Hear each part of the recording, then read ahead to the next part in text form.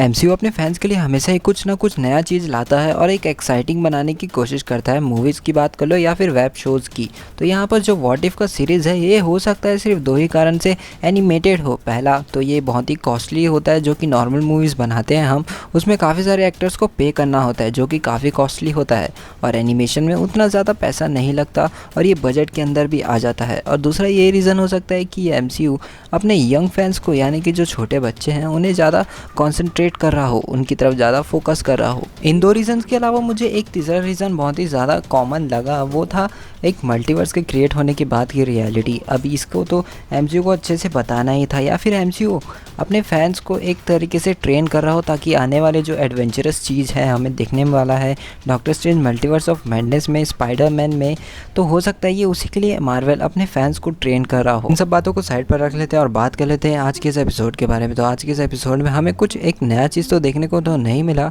लेकिन फिर भी हमें एक नया कैरेक्टर देखने को मिला, द वॉचर, जो कि हमारे साथ ही चल रहा होता है, जो कि हमें एक्सप्लेन कर रहा होता है कि कैसे एक सिंगल चॉइस बिल्कुल ही नई यूनिवर्स क्रिएट कर देती है। चलिए एक एग्जांपल ले लेते हैं। अगर मैं रोज़ रात को लेट सोऊं और सुबह जल्दी ना उठूं, बिल्कुल ही लंबा सोते रहूं, तो ये मेरे रेगुलर टाइमलाइन की तरह चलता रहेगा। मैं सिर्फ एग्जांपल रहता हूं, इसे रियलिटी मत समझ लेना। लेकिन अगर मैं रात को जल्दी सो जाऊं और सुबह जल्दी उठ जाऊं और पढ़ने लगूं, तो एक ना एक दिन मैं टॉपर ज़रूर बन जाऊंगा।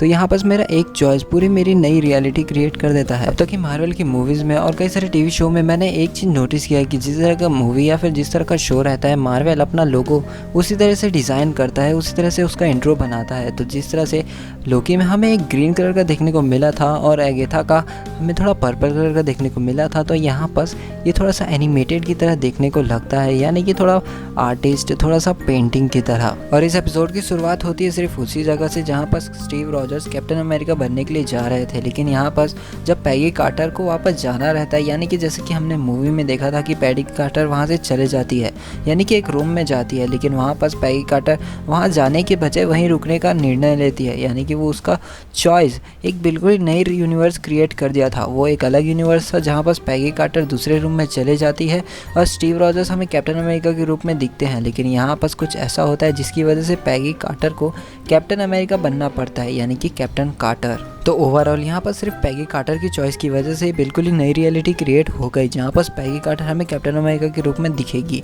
जो कि बन भी चुकी है। और यहाँ पर जैसे जैसे captain America the first Avengers movie में हुआ था, बिल्कुल सब वहीं पर ये चलता गया। और साथ ही साथ ये जो पूरा एपिसोड था ये आपको देखा देखा सही लगेगा, बस थोड़े से कैरेक्टर में चेंज आएंगे, थोड़ा फ़र्क लगेगा, लेकिन एक हफ्ते के बाद आपको लगेगा कि नहीं, ये तो बिल्कुल ही नई रियलिटी है। शुरू में बिल्कुल ऐसा ही लगता है कि सारे कैरेक्टर्स तो वही हैं, बस उनका रोल थोड़ा सा चेंज हो गया है। कैप्टन अमेरिका के रूप में हमें पैगी कार्टर दिखती है और आयरन मैन के रूप में हमें स्टीव रॉजर्स दिखेगा, क्योंकि आयरन मैन तो आगे चल के आयरन मैन बन नहीं पाएगा, क्योंकि जैसे कि हमने टीज़र में देखा था, जहाँ बस आयरन मैन जैसे ही उसके सामने मिसाइल ब्लास्ट होने वाला रहता है, तो वहीं बस मुंबाकू वहाँ से आके उन्हें बचा लेता है। तो इसी की वजह से वो आयरन मैन अब कभी भी नहीं बन पाएगा, ऐसा मुझे लगता है।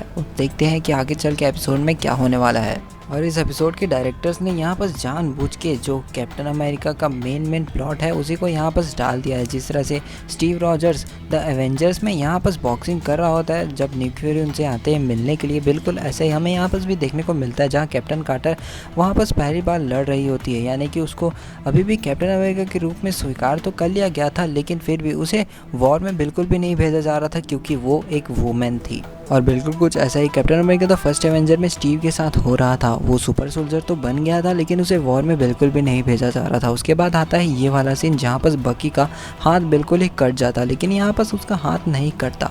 लेकिन उससे भी पहले बात कर लेते हैं इस आयरन सूट के बारे में, जो कि स्टीव रॉजर्स ने पहनी है, जो कि टेज़रेक्ट से बना है और जिसको आयरन मैन यानी कि टोनी स्टार्क के फादर हावर्ड स्टार्क ने बनाया है। देख सकते हैं बाप और बेटे का दोनों का डिज़ाइन काफ़ी सिमिलर है, यानी कि टोनी स्टार्क के फर्स्ट मूवी में आयरन मैन में वो उनका भी सूट बिल्कुल कुछ ऐसा ही था, और जिस सूट को हावर्ड स्टार्क ने बनाया है यानी कि C-15 उसको टेज़रेक्ट से बनाया गया है और उसका डिज़ाइन भी टोनी स्टार्क के डिज़ाइन से काफ़ी सिमिलर है। और इन दोनों ही सूट में एक फ़र्क है, वो है आयरन मैन के सूट को उसको पावर एक आर्क रिएक्टर देता था, लेकिन इसको पावर एक टेज़रेक्ट देगा। अब इस एपिसोड को ज़्यादा लंबा ना करते हुए स्टीव का जो मेन फाइट था captain America the first avenger में उसी चीज़ को दिखाया गया है, यानी कि जो कि मेन प्लॉट थे captain America the first avenger में उसी चीज़ को यहाँ पर भर दिया गया है। जैसा कि कैप्टन कार्टर जाती है हाइड्रा कैंप में सारे आर्मी वालों को बचाने के लिए, बिल्कुल कुछ ऐसा स्टीव भी करता है captain America the first avenger में। वहाँ पर वो अकेले ही चले जाता है, लेकिन यहाँ पर कैप्टन कार्टर के साथ स्टीव होता है आयरन मैन के रूप में। और जैसा जैसा यहाँ पर हमें मेन प्लॉट दिखाया जा रहा था, तभी वहाँ पर एक सीन हमें देखने को मिलता है जहाँ पर स्टीव अपने सूट पर लिख रहा होता है हेलो फ्रॉम ब्रुकलिन। अब ये उसका सबसे मोस्ट आइकॉनिक डायलॉग के बारे में है, just a kid from Brooklyn. जब भी कोई कैप्टन अमेरिका बोलता था स्टीव रॉजर्स को, तो वो खुद को just a kid from Brooklyn करके इंट्रोड्यूस करता था, जो कि काफ़ी अमेजिंग था। और आपको पता ही है कि सीरम को लेने के बाद जो गुड है वो ग्रेट बन जाता है और जो बैड है वो वर्स्ट बन जाता है। बिल्कुल कुछ ऐसा ही हमें the falcon and the winter soldier में देखने को मिला था, जहाँ पर जॉन वॉकर काफ़ी वर्स्ट बन गया था, यानी कि एक विलन की तरह। लेकिन आगे चल के कुछ ऐसा चीज़ होती है जिससे वो थोड़ा थोड़ा गुड बनने लग जाता है और आज वो ब्लैक सोल्जर है। और फिर थोड़ी देर के बाद कैप्टन कार्टर पहुंच जाती है ब्लैक कासल, जहाँ पर रेड स्कल रह रहा होता है और वहाँ पर उन्हें स्टीव भी मिल जाता है। लेकिन रेड स्कल वहाँ पर एक पोर्टल खोलता है जिसके अंदर से ऑक्टोपस की तरह ही कुछ एलियन बाहर आ रहे होते हैं और फिर वो काबू से बाहर हो जाते हैं।